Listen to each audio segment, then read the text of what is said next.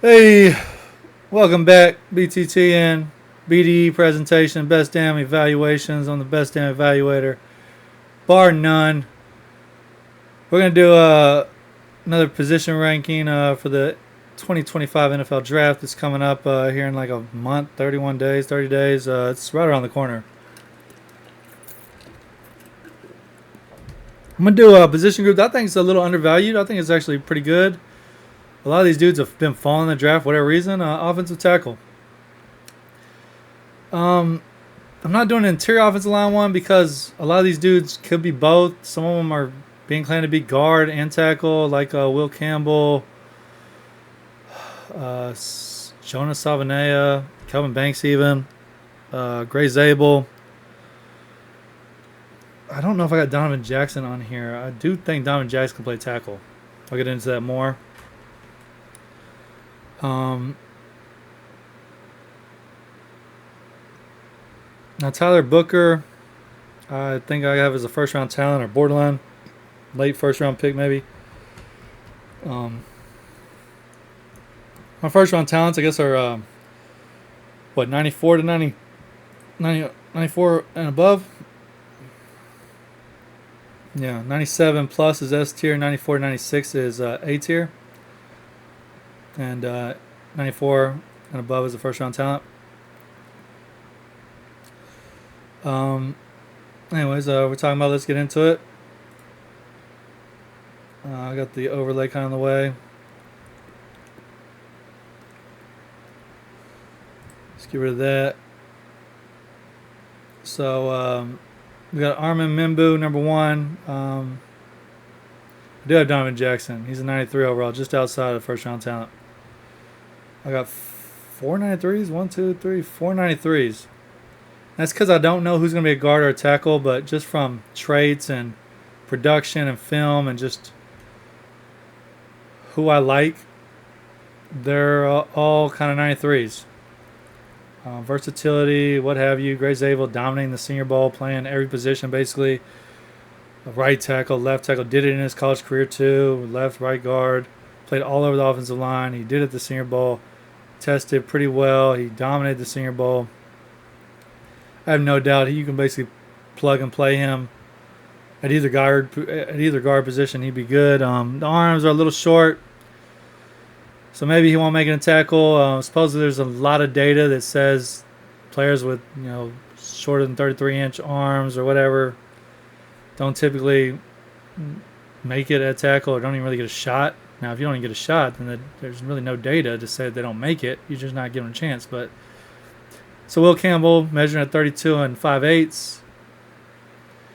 That's caused him the job. It's caused a lot of speculation. In all honesty, I think he deserved the job before that. And it has nothing to do with the arms. In my opinion, he didn't do that good last year. It was his worst year, and I think it has to do because he didn't have Jaden Daniels. It's easy to block and not give up sacks and look good when Jaden Daniels is your quarterback. Teams are going to contain more. They're not going to pin their ears back and run at him. They're going to try to eliminate lanes that he can escape through.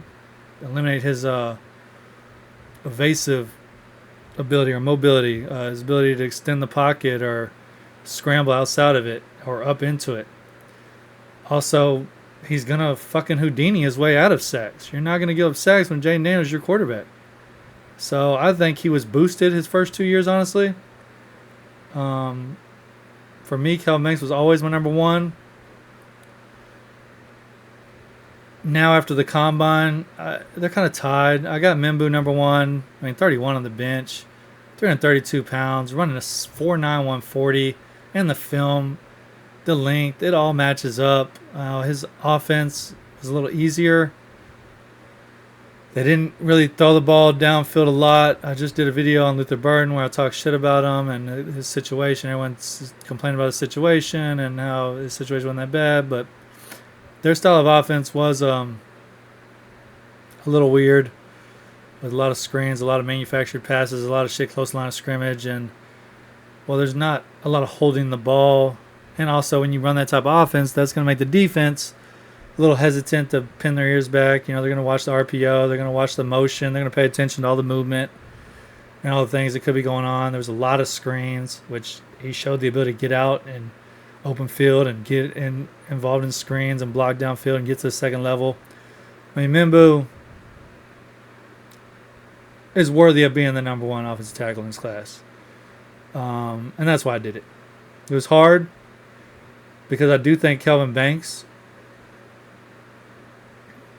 has proven himself. I mean, as a true freshman, he went up against 5 first-round draft picks in his whole career. I think he went up against 6. Well, one twice. Dallas Turner twice. So that's not including this year. Jalen Walker, Michael Williams, some others might be first-round draft picks too that he went up against. Jack Sawyer and JT Tuamulano, they're not going to be first-rounders. They could be second-rounders. I don't think they'll be first-rounders at least. I mean, he gave up no sacks to any of them.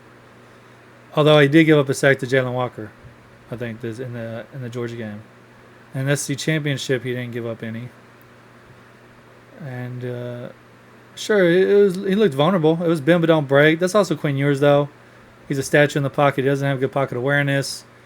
He's not real mobile. He's not really good at extending the pocket. And that could have been also he just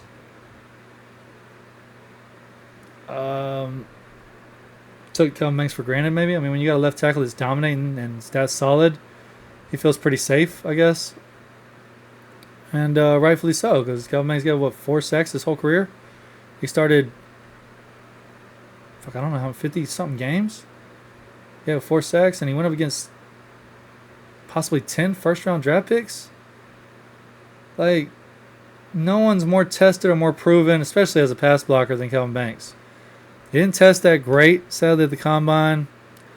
That's one reason why I'm hurting him, but his arms are plenty long. 33.5-inch arms, the same as Mimbu. It's damn near the longest in the draft. I mean, it's longer than Josh Simmons. It's longer than Josh Connerly. It's the same length as Mimbu. His hands are bigger than all of them, except for Cameron Williams, his teammate. Cameron Williams also had long arms. Josh Connerly has the same size hands.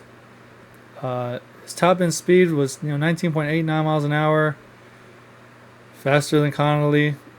His 40 was slower. His 10-yard split was slower. His 10-yard split was awful, which is kind of important because that shows explosion off the line of scrimmage, and that's where a lot of what you're going to do as an offensive line is within the 10 yards.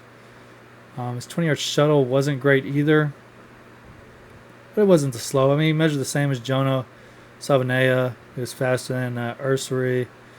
He was slightly faster than Mimbo, slower than Logan Brown.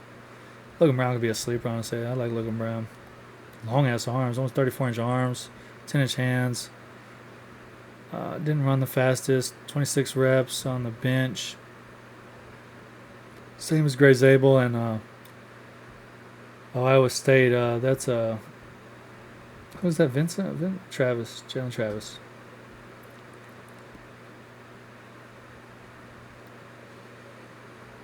I like both of those guys. All 3 of those guys, actually. Those are good sleepers. I wanted to put them higher, but no one else really is. Anthony Belton is just a big human being. With Jalen Travis, having a 35-inch vert, 9'4" broad, 26 reps on the bench. The arms, the hands. I mean, 19.18 top end speed. He's 340 pounds at 6'8". Like, running a 5.14. I mean, that's like Banks is 315. He's fucking 20 pounds lighter. He runs a slower 40. He did have a fast 10-yard split, barely. But yeah, he had slower. Travis didn't do the 3-cone. He had a slower 3-cone than Belton, who's same thing, 336. So I hate the way Kelvin Banks tested personally.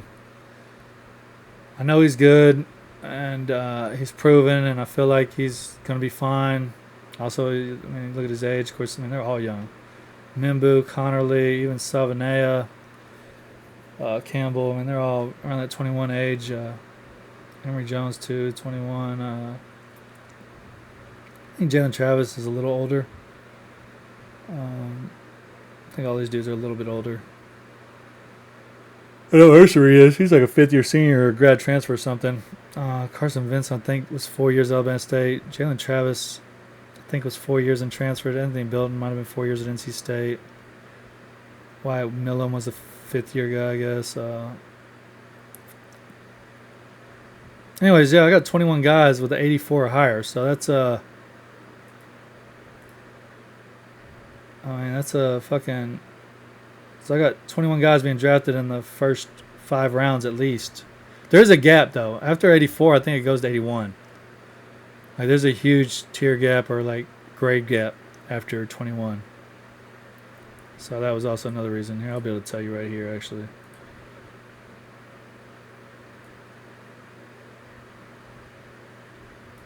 So yeah, it goes from actually they have Ozzy Trapillo at 84 too. I guess I didn't put Ozzy on here. Ozzy is on here. Okay, I thought Holland Price went bottom. I was like, yeah, I would put Ozzy on here. Okay.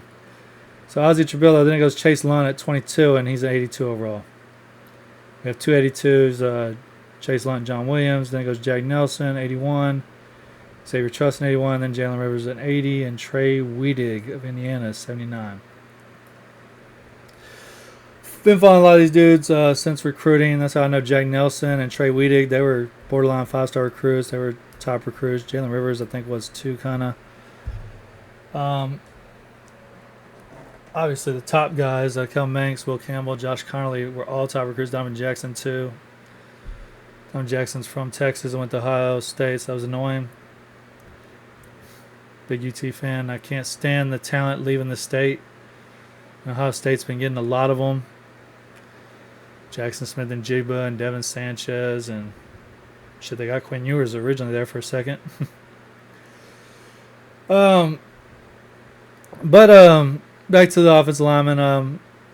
I think Will Campbell can play tackle. He did it 3 years at LSU in the SEC. He tested pretty fucking well. Sub 5 second 40, 20 miles an hour top end speed at 320 pounds. Jumped well. I mean, he tested better than Banks. I do think he had an easier ride. He didn't grade near as well as Banks over 3 years. I think his first 2 years were boosted a little bit with Jaden Daniels as your quarterback. Mimbu was kind of a one-hit wonder this year. He went fucking apeshit this year, but you know it is what it is.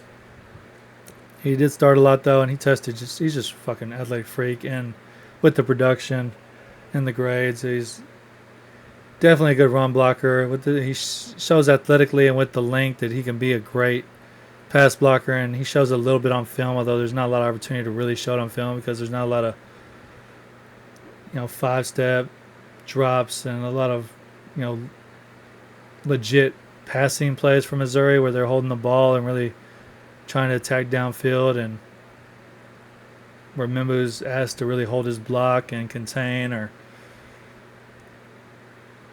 handle pass rushers. Kel Manx was asked to do it a lot, and he did it against a lot of talented ones, and he did it kind of solo dolo. He didn't have a tight end or running back kind of helping out or chipping a lot of times.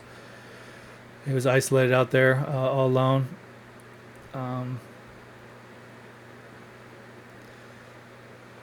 So it's a toss-up between those two. I think they're both top 5 picks. I mean, I got them as 97. That's generational. That's S tier.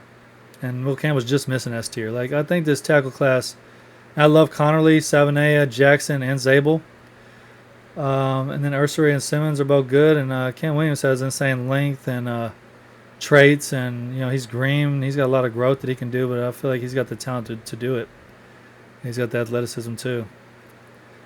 Charles Grant, small school, but insane length again and very productive. 19 reps on the bench is pretty bad, but whatever. Then, we got Emory Jones, Logan Brown, Carson Vincent, Jalen Travis, Anthony Belton, Johnny Cornelius, all the way to Wyatt Millam. I mean, any one of these guys can basically play guard. I think a lot of them can play tackle. I think this class is extremely underrated. I think it's one of the best offensive. Last year's class was insane. I think this year's class is just as good. The only difference is they're younger. There's not a lot of fifth-year seniors and not a lot of grad transfers. When the top 4 are all true junior 21-year-olds. Top 5, actually. Savanea is, too. Jackson is a true 4-year senior, but he was kind of young for his class, so he's 22.3. This is the age at the time of the draft, by the way. Gray Zabel's a 5-year guy. He's still only 23 with 5 years. Josh Simmons is 22.3, and he transferred. Where did he transfer from? He transferred from the West Coast. It wasn't USC. Was it Arizona State? I can't remember where he transferred from. So I think it may be a grad transfer. A lot of people like Josh Simmons. I'm not going to say he's bad. He did what he was supposed to do, but he didn't play anyone. He was injured week 5, and he didn't play anyone. So, he did what he was supposed to do. PFF has his A team, has a 74.4 grade. He played in 6 games. He played, Akron? Let me go to ESPN because I can't tell based off of that shit. Who we living with for Ohio State?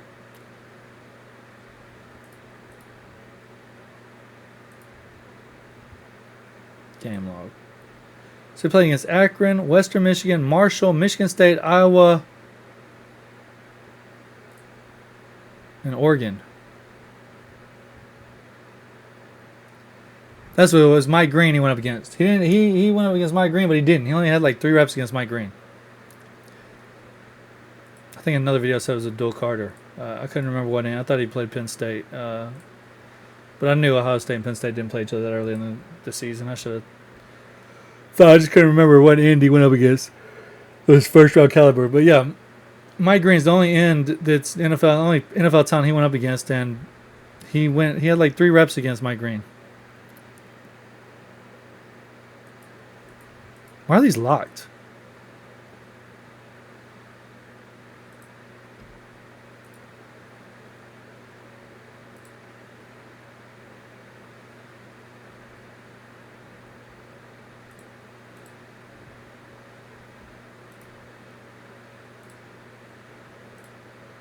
Okay. They're telling PFF there. We'll wait for a second.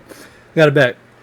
So he had a 74, 74, 70 grade, 77, 69, 36 grade against Oregon. Of course, he didn't play a lot of snaps against Oregon, I don't think.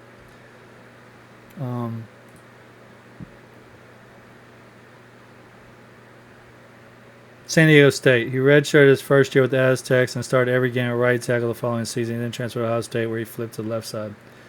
He's played on both sides of the ball, but like they said, he was having his best year yet before tearing his ACL 5 games into the 2024 season. I mean, yeah, you were having your best year yet playing fucking nobody. Iowa, he had his worst grade. That was one of the hardest. Then Oregon, obviously, he had his absolute worst grade, but I think he got injured in that game. I don't know how many actually reps he played. And before that, he was a 67.5 overall grade and a 47.1 in 2022. So, I look at Donovan Jackson. He had a 39.4 grade against Penn State. Not great. 60.4 against Purdue, 73.2, then 51.3, 50.6. This is all his left tackle filling in for Josh Simmons. He actually did good for Oregon, 67.2 and 69.4 at Nebraska. But then the playoffs start. He's playing Tennessee, Oregon, Texas, Notre Dame, 68.8, 68.8, 74.1, 70.5. Put up grades similar to Josh Simmons against better competition on a bigger stage in a bigger, more important game. You're talking about James Pierce with Tennessee. With Oregon, they got Harmon and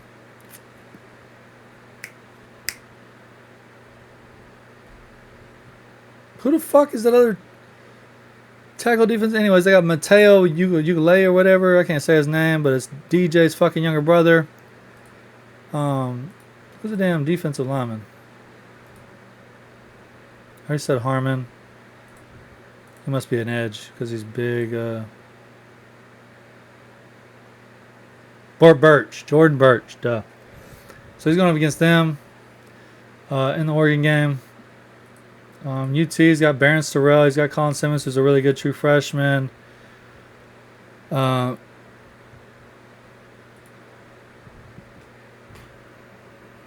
don't know. They're not the best pass rushers. Notre Dame don't have the best pass rushers either, but they are good defenses.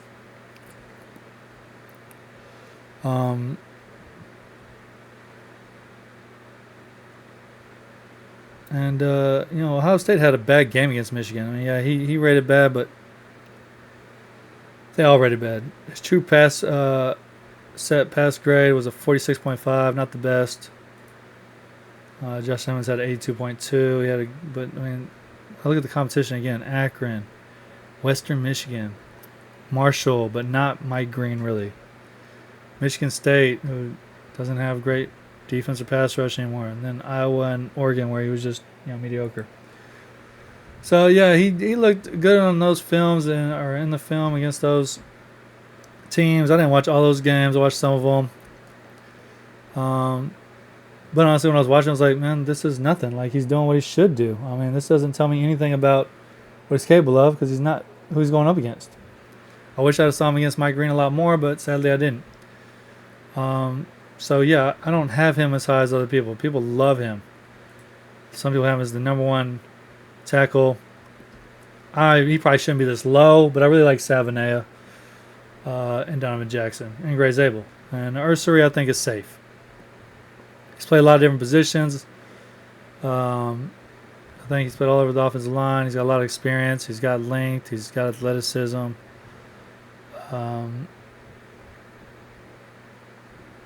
They're the same grade. He's coming off injury too. Like, I'm just not sure how healthy he's going to be, how he's going to be off of injury. We haven't seen anything after the injury. Like, tearing ACL at 320 pounds is not easy to come back 100% and be the same. So there's that too. I'm just a red flag. The risk of that possibly being an issue is also why I lowered him. He probably could be ahead of Ursary for sure, possibly Zabel. I do think Jackson's better. I don't know if any NFL team is going to draft him to be an offensive tackle. I think you should give him a shot first. I think he earned that, considering what he did in the playoff against the teams and the talent that he did it against. But, I mean, it was new for him. He had to learn, he had to adjust, he had to adapt, and he did. He ended up doing really fucking well against much better competition than Josh Simmons went up against. And on more important games, a bigger stage, and you're talking about these are fucking playoff games. Well, they didn't make the conference championship, did they? Did they? They lost to Michigan. I think that put them out. It was Oregon. Fuck, why can't I remember this?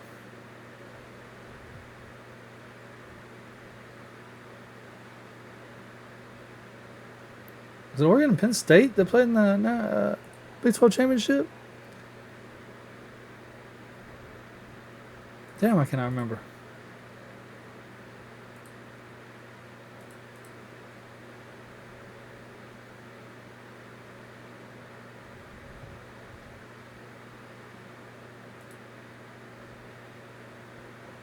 How did Penn State play Oregon? Yeah, okay, that was the conference championship. Well, SMU should be after that because that was a playoff game. They show SMU and then Oregon. That was confusing me. So they didn't play Oregon in the playoff. How would they play? Oregon played Penn State and Ohio State. Like, what the hell? Something ain't adding up. PFF does shit weird. The conference championship comes before week 16. But whatever. But yeah, Cam Williams, he's young, long, strong, green. 1 year as a starter. He's got a lot to learn. Could have came back to school. Possibly maybe should have, but he's going to get drafted probably in top 60 players, I think. It's hard to say exactly. Like I said, I think this class is much deeper than people give it credit for because, I mean, I like Emory Jones. I like Logan Brown. I like Carson Wentz. I like Jalen Travis. I like Anthony Belton. And then, like, some mammoths like Holland Price or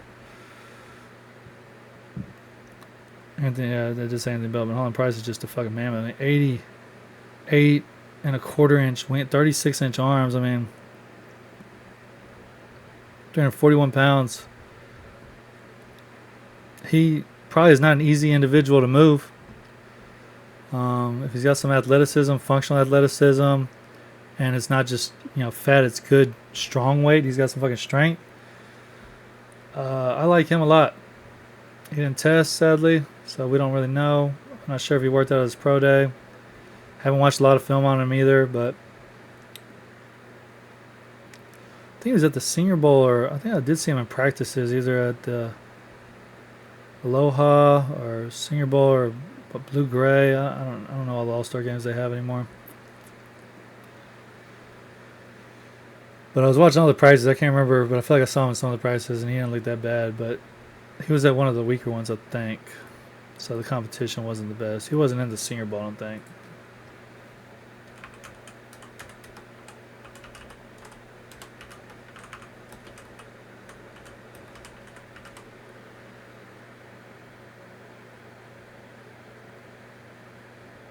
He's in the East West Shrine game. That's right. It's not Blue Gray. It's East West.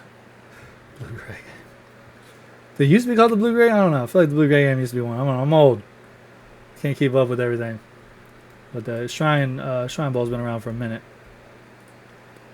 I think the Blue Gray game is the best of Division 2.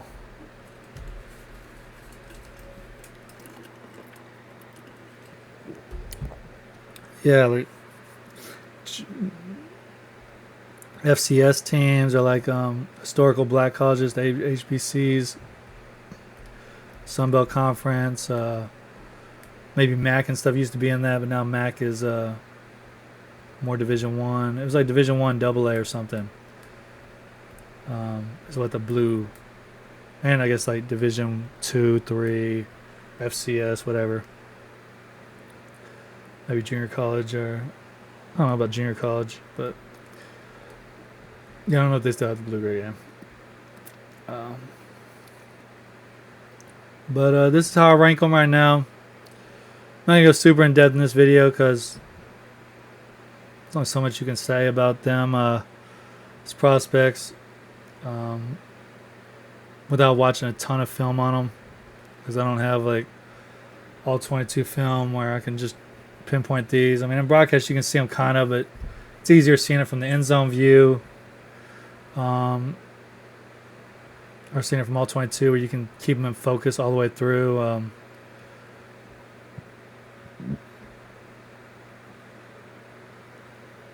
also don't have every game for all these guys. Like Charles Grant, I haven't watched any film really. Carson Vincent, none really. Holland Pierce, none really. Tropillo, I guess I saw Syracuse. Notre Dame, maybe 2.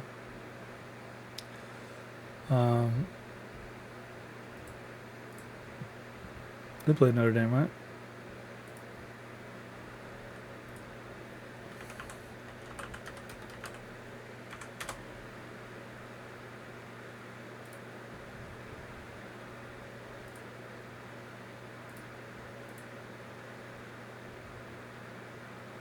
They did not play Notre Dame. How about that? Oh, I saw them against Missouri, though. And Florida State. Yeah. That was the start of the downfall of Florida State. I remember that. God damn. Yeah, I remember that.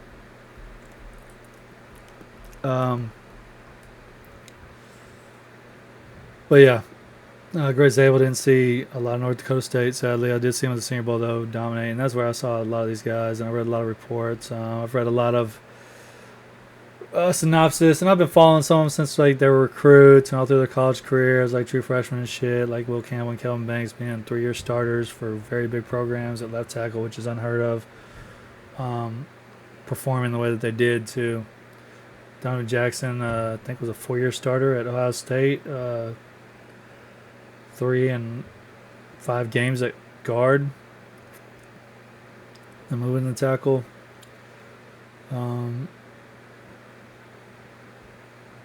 But due to their age, last year's then there's a lot of 23, 22 and a half year olds like Fontenot and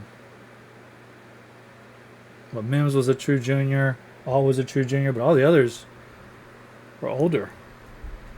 Troy Fontenot, Oregon State guy, I don't know why I can't think of his fucking name. It's bothering me.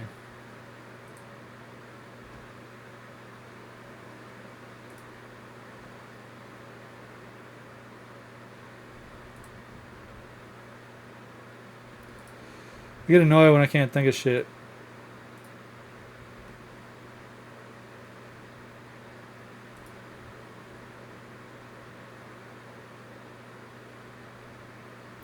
anything up where I can look at past years? That's frustrating.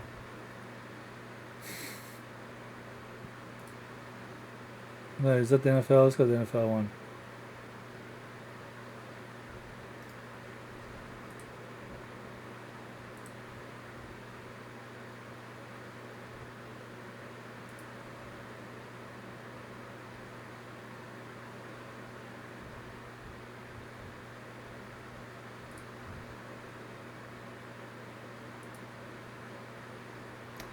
Sorry, this is taking a long time. There we go.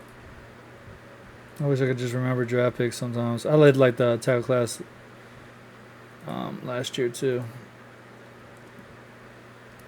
J.C. Latham was a true junior. Fashanu, I think, was a true junior too. So, but Talise Fuaga, good God. And then Fanu was older. Jordan Morgan was older.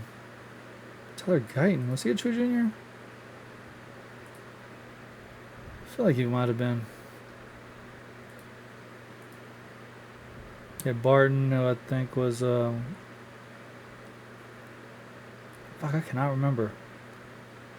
James Powers Johnson, I think, was a true junior.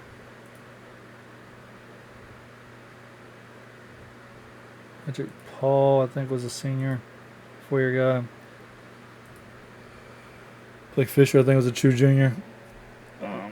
And we got him in the second round. When Roger Rosengarten, also in the second round, he might have been a senior or a true junior. He might have been older for. Oh, Kingsley Sumatea was young. He was one. I think he was like the youngest in the draft. Yeah, Barton was a first rounder.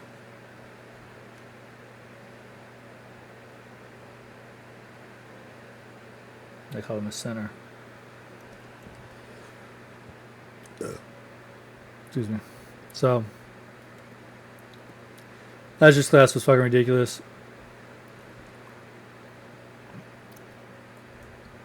One of last year's class.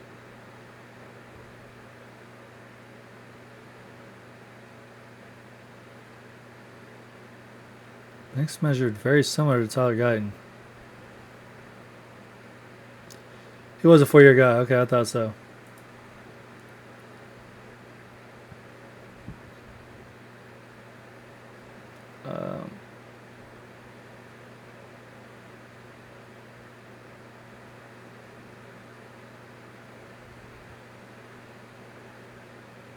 Let's see about Fasha now.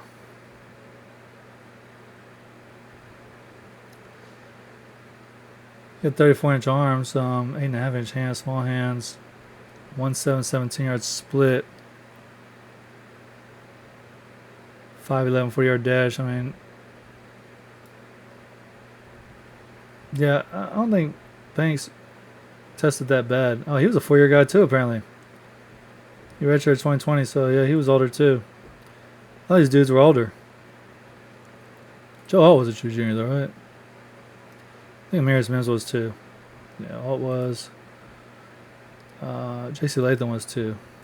Right? I feel like he was. He didn't test at all.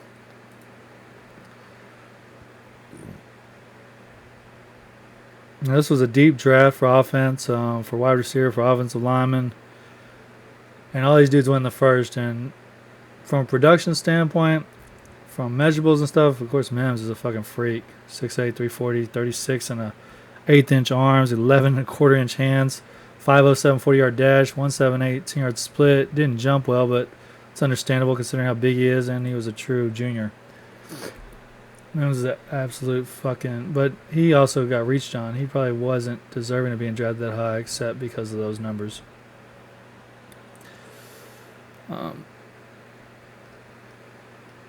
So, I think the top 3 or 4 guys... I do like Jonas Savino. He's like this year's Kingsley Sumatea. I loved Kingsley Sumatea last year. Personally, at BYU, he was a 5-star, I think, recruit. I think originally went to Oregon, maybe, or maybe he committed to Oregon and decommitted. I don't 100% remember. Yeah, he redshirted, played 1 game as a reserve, 5-star recruit, state class 5A MVP, blah blah blah. Helped team win 4 straight state titles. That's wild. Started 12 games at right tackle. He was a second team All Big Conference player, starting 11 games at left tackle for BYU. So he had 2 nice seasons at BYU. 5.04 40-yard dash, 1.74 10-yard split, 34.25-inch arms, 10.5-inch hands, 6'5", 326. Just very similar to Jonas Salvanez. Jonas Salvanez is a little more athletic and probably didn't have as good a tape. Wasn't as highly recruited. He wasn't a 5-star recruit either, but I like him. I like him a lot. Yeah, I think this class is very solid. And if Josh Simmons is able to recover from his leg injury and is as good as people think he is, although I am questioning how good his 2024 tape is. I mean, he was doing what he was supposed to do. He was dominating. He was winning his reps. He was protecting his quarterback. He was shutting motherfuckers down and moving motherfuckers to the line of scrimmage. But through a variety of ways. I mean, quick feet, good hand placement, strong hands, using his length, using his athleticism, and occasionally, when able to, using his size. Not that he's the biggest guy, but he's not small either. But, you know, I would have loved to have seen him finish out the year and play the schedule that they had and see how he matched up against some of the talent that he was going to go up against, that I did see Donovan Jackson go up against, and I was pretty impressed by it, in honesty. So, yeah, that's about all I got to say about this tackle class, except that it's exciting, it's good, it's underrated. I expect big things from him. I think the Patriots could possibly take the first offensive lineman at 4.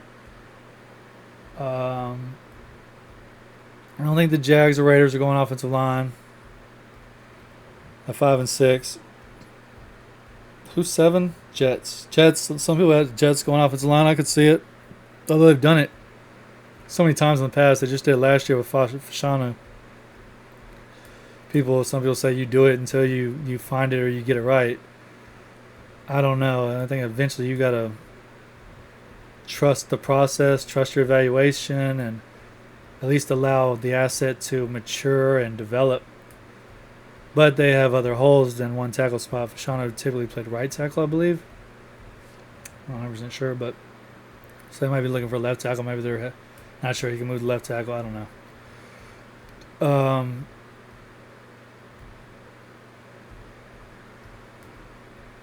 The Panthers at 8, the Saints at 9. They could go either way, although I don't think they're going offensive line. But then after that, you got 10, 11, 12, and 13 all could go offensive line, I believe. I don't 100% remember the draft order.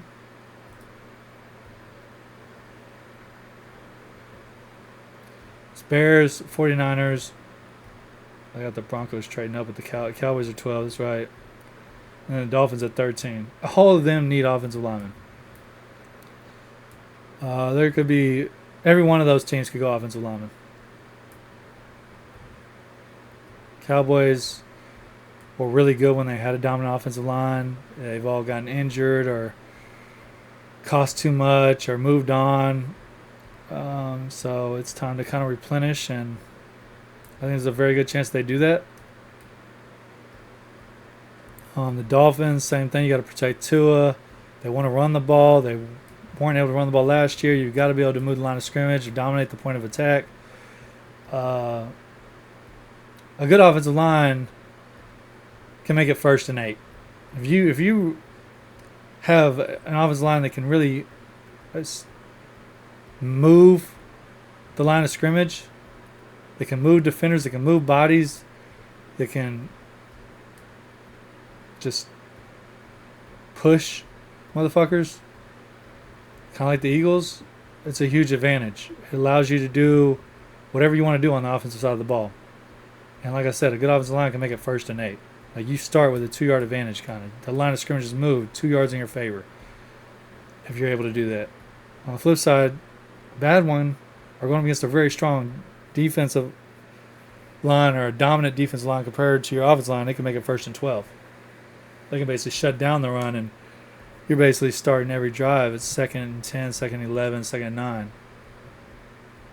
Because you're not getting any movement, you're getting any push, and you're not going to generate anything with the running game. And you have to be able to run the ball to be a successful team. You have to have teams respect it.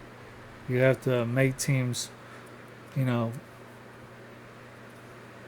put guys in the box or respect play action or RPOs.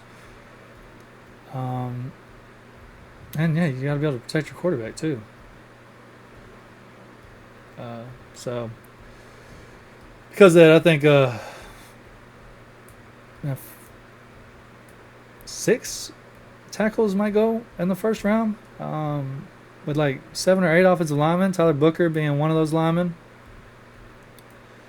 Now, someone might not play like Ray Zabel, Will Campbell. They may be guards, but they might get a shot at tackle. Obviously, you'd rather fill a tackle need than a guard need, but you also want to get the most out of whatever. So it depends on personnel, need, all that jazz. But overall, I think it's a very deep, talented tackle class. I'm excited about it. I would not be surprised to see as many as 6 go in the first round. With the Texans needing offensive tackle too. I mean, I already mentioned 1 or 2 in the top 10 with the Patriots and Jets possibly. I mean, the Browns could maybe do it too. They're going to do it at 2, but if they were to trade back, or the Titans were to trade back, I mean, who knows what they're trading back for. And then, the Bears, 49ers, Cowboys, and Dolphins all right there at, the double-digit range, needing them. And then you keep going past that. I mean, right there you're at like 5 or 6. They could be at the board right there.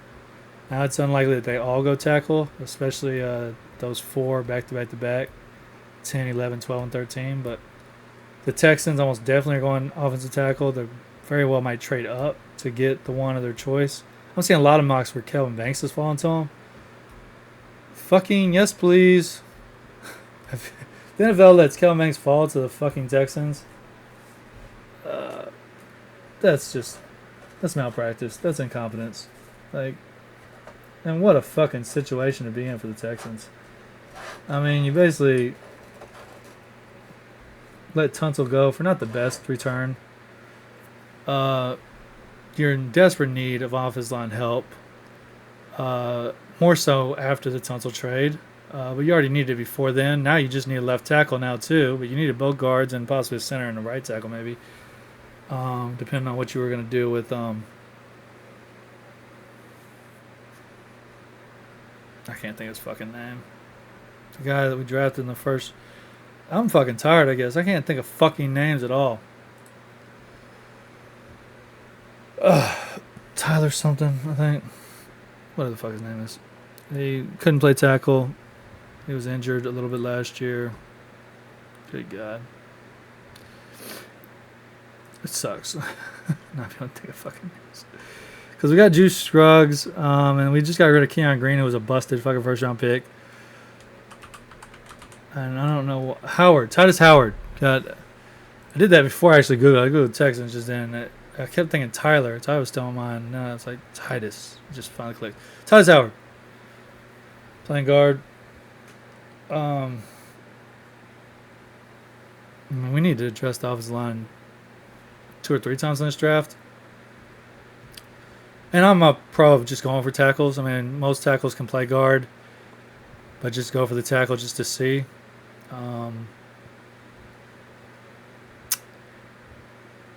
So, yeah, the fact that I like Jalen Travis and Carson Vincent and some of those guys a little later on, I think they're pretty talented, like Logan Brown and shit. Like, I'd be more than happy to get them in the 3rd or something if we're able to.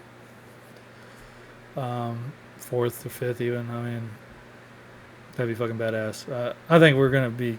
This is a good draft to need offensive line help because this is a good offensive line draft. I think it's extremely underrated, honestly. Even the interior guys, Jared Wilson, Tate Ratledge, I already talked about Tyler Booker, but dude, there's other guys that I'm not going to do an interior offensive lineman one because there's just not that many, and a lot of the interior offensive linemen are tackles, or they're going to be failed tackles, but they're going to get a shot at tackle first, so they're in the tackle rankings, the tackle video. But on the big board, you'll be able to see them. I'm going to do like a big board of 150 or two. I have like 250 right now in my big board, but I don't know if I'm going to do a video on all 250. That's just a lot. I mean, I just did 21 fucking tackles, and I really didn't even talk about each one that much. And I've gone 45 minutes, which, yeah, that's a good point. Let's put a pin in it. Appreciate y'all watching. Hope y'all liked the information. I'm going to do a mock draft here pretty soon. I'm going to do a big board. I'm going to keep doing position rankings, though, just to get that out with my little green screen and my Excel table on there, which is not the best production, but you know, hopefully it relays what it needs to. Be nice to have a little graphic with a picture and maybe some strengths and weaknesses, with maybe some PFF grades or some synopsis. But I'm kind of trying to do a draft guide, and I think I'm going to have it in there. I'm still putting that together, and ultimately I just want to get content put out. The content I can do a lot quicker than I can do the graphics. Graphics take time, and eventually I will get there, and then I'll have templates, and I'll be able to hopefully do it a lot faster and transition a lot better. But for the time being, right now it's just meat on the bone, straightforward and plain. Not a lot of bells and whistles. Yeah, that's me. It's the BTTN. That's Beast That Thing. It's the best damn evaluations from the best damn evaluator. Like and subscribe, and peace out.